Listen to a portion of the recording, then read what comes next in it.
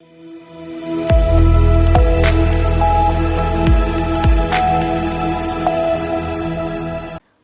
मैं हूं रत्ना और आप देख रहे हैं सी न्यूज भारत। वक्त हो चुका है न्यूज बुलेटिन का। बात करेंगे छतरपुर की, जहां नवविवाहित की संदिग्ध परिस्थितियों में हुई मौत पर परिजनों ने एसपी से लगाई गुहार। आगे बात होगी नासिक की, जहां शिवाजी नगर में युवक की हुई हत्या। ऐसी तमाम खबरों पर विस्तार से चर्चा करेंगे इस बुलेटिन में। खबर छतरपुर से है, जहां बिजावर के मोहनगंज में बीते शनिवार को एक नवविवाहित की संदिग्ध परिस्थितियों में मौत होने का सनसनीखेज मामला सामने आया था। उसी मामले को लेकर आज मृतका के परिजनों ने एसपी ऑफिस पहुंचकर न्याय की गुहार लगाते हुए कार्रवाई की मांग की है। मृतका के पिता झल्लू कुशवाहा ने बताया कि उसने अपनी बच्ची उर्मिला की शादी बिजावर निवासी हरिचरण उर्फ दीपक के साथ गत वर्ष 21 अप्रैल 2024 को हिंदू रीति रिवाज से की थी। अपनी हैसियत के अनुसार दान दहेज भी दिया था, लेकिन दहेज लोभियों द्वारा बेटी को लगातार प्रताड़ित किया जा रहा था।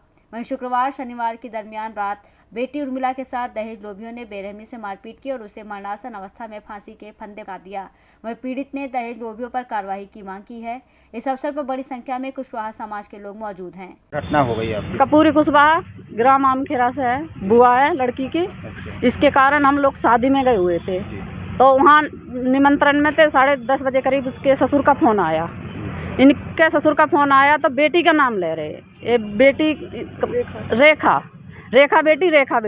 तो हम बोले कि रेखा बेटी नहीं है, और मिला की बहन बोल रही हूँ, सुखबत्ती। उनने तुरंत फ़ोन काटा। हम लोग सोचे होगा घर का मामला, थोड़ा बहुत कहीं फ़ोन लगा रहे, बातचीत कर रहे होंगे, तो गलती से फ़ोन, तो हम लोगों ने फ़ोन रख दिया। हम लोग खाना खाने लग गए। कोई बात नहीं, इस बात के हम सुबह जो उठे नहा धोए, इसके नहाने धोने से पहले ही फ़ोन आ गया कि बच्ची की तबीयत ख़राब है उर्मिला की। तो हम बोले उर्मिला की तबीयत ख़राब है, चलो भाई यहाँ से शादी से चलते हैं, सब मिले जुल रहे हैं, उर्मिला के घर चलते हैं। पहले बेटी है तो बेटी क्यों। तो हम लोग सारे वहीं पहुँचे तो वहाँ तो बच्ची मरी हुई रखी, रुई लगी, उसके कानों में पुलिस खड़ी हुई।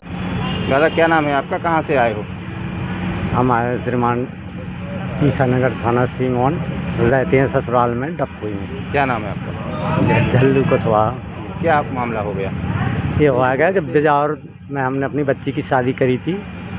अभी से कुल पर साल 1 साल 4 महीना के करीब हो गया है। और वे हमारी बच्ची से जो ही कह रहे थे तुम्हारे बाप ने दिया क्या है, और जो हमारी मांग थी वो तो दी नहीं। 50,000 रुपया और दे रहे थे। हम तो कहा था तो आपके जितना हमको पूजा है हमने दे दिया है, अब हमको परेशान क्यों कर दिया? बच्ची को क्यों परेशान करते हो? इतने में क्या होता है, हमारे लोग हो जाएगा तो मिल जाएगा। हैं, बच्ची को तो ज़िंदगी भर देता है सब कोई। हैं, तो श्रीमान ऐसा ही होता रहता है। तो दारू वारू पी करके आते थे। उनकी माँ से पूछा, एक दिन गए हम लोग, क्योंकि हमारी एक बहन की शादी थी, उनकी नातन की जसगुआ में। वहाँ से लौटे तो हम लोग बताइए कि बच्ची को देखते चले। तो उससे भी पूछा उसकी माँ से कि क्यों किलकिल हो। छतरपुर से सी न्यूज संवाददाता कुलदीप सक्सेना की रिपोर्ट। मुरादाबाद जिला जेल में कैदियों से कथित अवैध वसूली के विरोध में हिंदू समाज पार्टी ने कड़ी आपत्ति जताई है। पार्टी की ओर से जेल अधीक्षक को ज्ञापन सौंपकर आरोप लगाया गया कि मुलाकात के दौरान परिजनों से जबरन पैसे वसूले जाते हैं और विरोध करने पर प्रताड़ित किया जाता है। वहीं बता दें कि बंदियों से मोबाइल, पंखा, दवा जैसी सुविधाओं के नाम पर भी धन वसूली की शिकायत की गई है। मामले की निष्पक्ष जांच और दोषियों पर कार्रवाई की मांग की गई है। इसके साथ ही चेतावनी दी गई कि कार्रवाई न होने पर प्रदेशव्यापी आंदोलन किया जाएगा। जेल में बंदियों के साथ उत्पीड़न हो रहा है और लगातार ये शिकायतें आ रही हैं, जिसमें साक्ष्य हमारे पास है। बंदियों के एफिडेविट हैं जिनके नाम हम नहीं खोलेंगे। बंदियों के एफिडेविट हमारे पास आ चुके हैं और अब और भी जो एफिडेविट आने बाकी हैं वो भी आ जाएं। सारे एफिडेविट आने के बाद अगर यहाँ पे सुनवाई नहीं होती है हमारी, तो हम माननीय मुख्यमंत्री जी को लखनऊ जाकर ज्ञापन देंगे, सारे साक्ष्य देंगे कि जेल प्रशासन मुरादाबाद किस तरीके से उत्पीड़न कर रहा है। बंदियों के साथ 200 रुपये सेकेंड शिफ्ट में मांगते हैं रुकने का। उसके अलावा 100 रुपये, 50 रुपये बंदी अगर अपने घर वालों से मिलता है तो मांगे जाते हैं। गुटखा, बीड़ी, सिगरेट, कोल्ड ड्रिंक हर चीज़ के डबल रेट करे जाते हैं। भट्टी के नाम पे पैसे लिए जाते हैं, पट्टे के नाम पे पैसे लिए जाते हैं, गिनती के नाम पे पैसे लिए जाते हैं। एक तो आदमी जेल आता है, जेल पे आके उसको इस तरीके से प्रताड़ित किया जाता है और ऐसे कई अधिकारी हैं जिनकी मैं आज संपत्ति की जांच की हुई आख्या मांगूंगा ITI के माध्यम से, क्योंकि जिसके पास 2 रुपये नहीं थे आज 100 रुपये कहाँ से आए। हर चीज़ की डिटेल हमारे पास आ चुकी है। हम लोग इतने कमज़ोर नहीं हैं, हमें संख्या दिखाने की ज़रूरत नहीं है, हमें कार्य करने की ज़रूरत है। हम निडर हैं, डरते नहीं हैं। जो कार्य हमें करना है वो हम करके दिखाएंगे। अगर 3 दिन के अंदर अंदर हमारी मांगों को पूरा नहीं किया जाता है तो उसके बाद जो भी रणनीति राष्ट्रीय अध्यक्ष महोदय श्रीमती किरण कमलेश तिवारी जी देंगी, उसके हिसाब से हम लखनऊ में ज्ञापन माननीय मुख्यमंत्री जी को देंगे। अगर मुझे इसके लिए अपने प्राणों की आहुति तक भी देनी पड़ी तो मैं उसके लिए भी तैयार हूँ। जय श्री राम, वंदे मातरम, जय हिंद राष्ट्र। मुरादाबाद से सीनियर संवाददाता आयूब खान की रिपोर्ट।